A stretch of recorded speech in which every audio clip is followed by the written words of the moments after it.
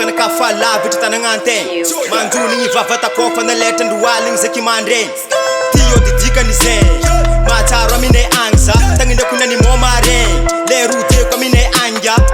fo antanin'olo za mama natsatokana za tsy tamagna goma tany nialagna lety otany pilagna fo tsy maintsy vita akora diako taty tsy maintsy vita ako mampanantagnandre olobe ko stylo taratasy ty tsambelako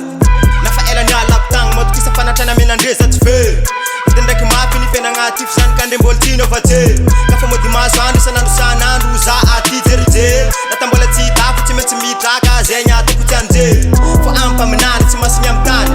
zegny nialako takagny fo marantsetry rô tiako mary zegny matonga za many kela tio diza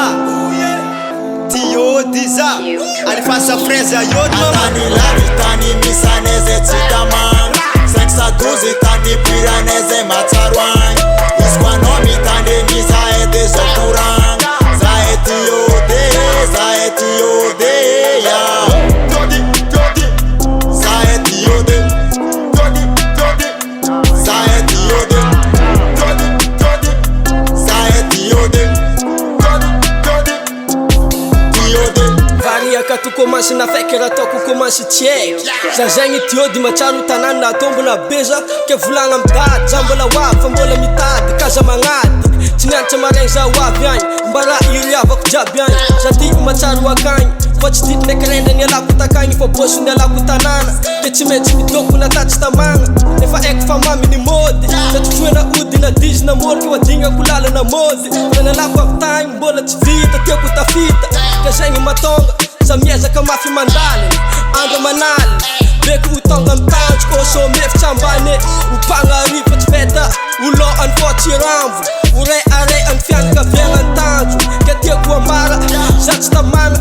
tiôdy matsaro tanàna fa tsy maintsy mandotro tsy maintsy midoko tsy maintsy miresta ty ke veloma mpamangy faneko any la famille ndraiky mpankafy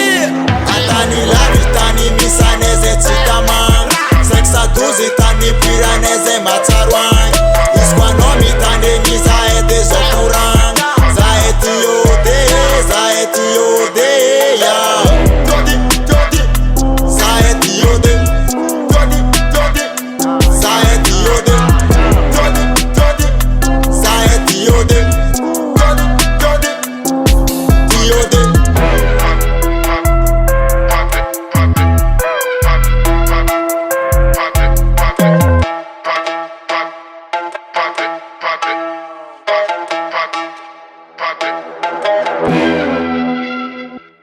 Magneky zay magneky le tsy agneky za magneky fa za mandeha fogna dady no mo tafy aiky pitra fany sono fany mirediredi sanandro eny mijiaby sy malany